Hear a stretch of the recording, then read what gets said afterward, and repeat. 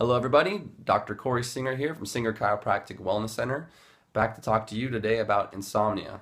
A little bit about what it is, what causes it, and how you can help yourself get better and heal yourself from this, okay?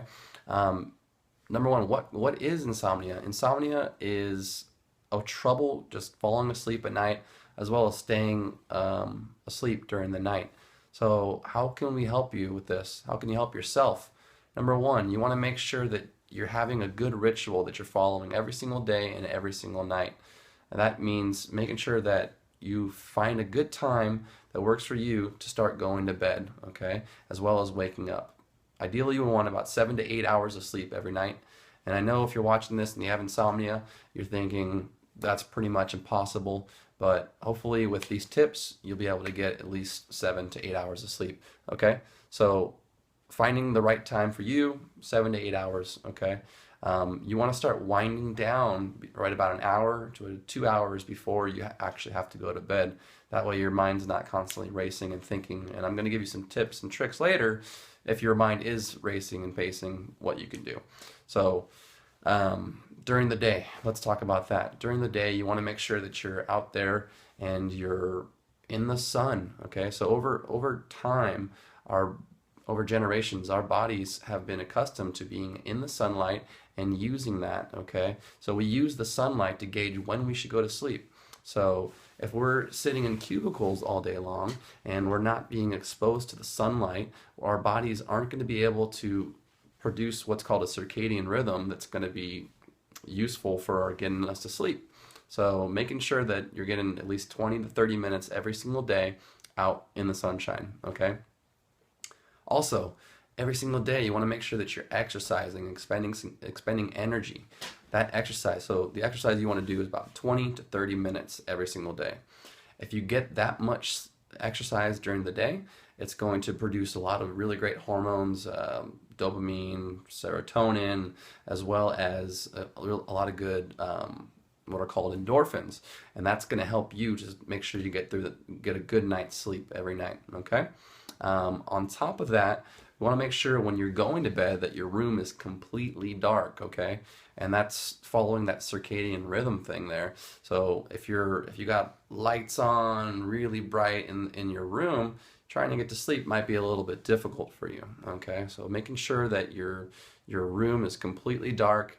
If you need to get up during the nighttime because you have children, things like that, just get a nightlight that when you walk by it, it's going to turn on and allow you to see. That way, you can keep the room nice and dark when you're sleeping. Okay. Um, taking a walk barefoot right before you go to bed is actually a really good idea too. If you're suffering with insomnia, especially if you want to make sure you're barefoot and in the grass. Okay, what's going to happen is the earth's going to actually going to give you a lot of energy to get your sleep, as well as take a lot of toxins out of your body. Okay, so that's going to be a really good thing. Walk in the grass barefoot about 10 to 15 minutes before you go to bed. That could be one of your rituals. On top of that, you want to make sure that you're limiting your caffeine intake or your stimulant intake, especially after 3 o'clock in the afternoon. Ideally, you don't want to have much caffeine at all during the day because it's a pretty harsh stimulant. So making sure you're limiting that intake, and that's just going to help you from when you're going to bed, you're not charged up on Mountain Dew. Obviously, it's very common sense, right? You're not going to want to go and have a Mountain Dew or something like that right before you go to bed because it might be a little bit difficult for you to find some sleep, okay? On top of that, keep your room cool at nighttime. Ideally, if your room is cool, our bodies produce a lot of heat during the night, and especially if you're with a spouse or something like that, your body's going to be producing a lot of heat. And if you're sleeping next to that person and you guys and the room's hot, you're going to be tossing and turning trying to get comfortable, and it's going to be tough. Now, if it's cool, you're going to be bundled up, and you're going to get a lot better sleep that way. Okay. Now, at nighttime, going along with the stimulation, you want to make sure that you're not watching like the news, not watching things that are going to keep your mind racing all throughout the night, not watching explosions on television, not watching things like that that are going to make you excited and get your what's called your sympathetic nervous system really up at a high. Okay, you want to lower it down. You want to start activating what's called the parasympathetic nervous system. That's what's going to keep you in that nice calm state and get you to sleep. Okay. Now, if your mind is racing and pacing through the night, what can you do? If you're sitting there in bed and it's been 15 to 20 minutes and you're sitting there and you haven't fallen asleep yet and you're just sitting there and you're trying to count sheep and things like that and you're not getting anywhere, you want to get up out of bed, find out if you're thinking about what you got to do the next day, get up, write it down. Write down all those things that are on your mind. If you're fearful about something and you're just not if you're just thinking about something that's you're going to happen, get up at the same time, write down, get a game plan of how you're going to tackle that fear. That's going to make you able to get through that next day, get through the night, and when you wake up in the morning, you're going to know exactly what you need to do to take care of it. Okay. Now, you also want to make sure that on top of this ritual thing, your bed, you want to use that for two things only, okay? You don't want to be, well, those two things, sex, sleep, okay?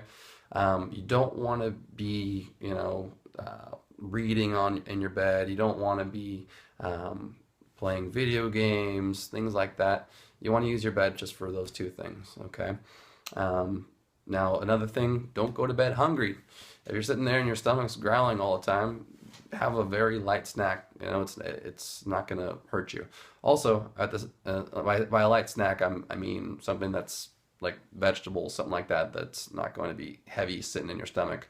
You also don't want to be too full right before you go to bed, because that's going to also produce a lot of indigestion.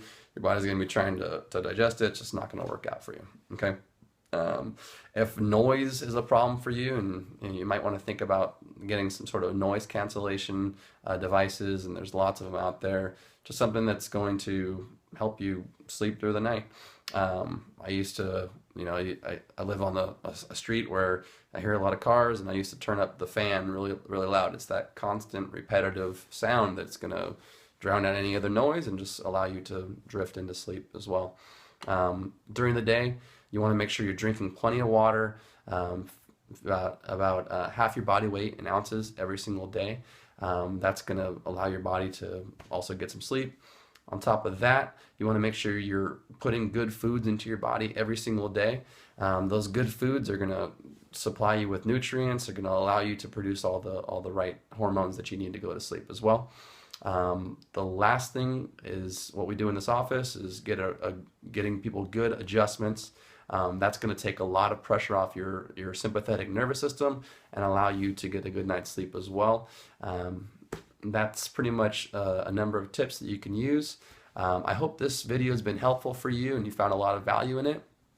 If you have any questions or just want to call, just give us a call at 714-582-6235, and make sure to subscribe to the channel just to make sure that you're keeping up to date with any of the following updates that we're going to be posting, okay? Thanks a lot, and I hope you have a great night's sleep.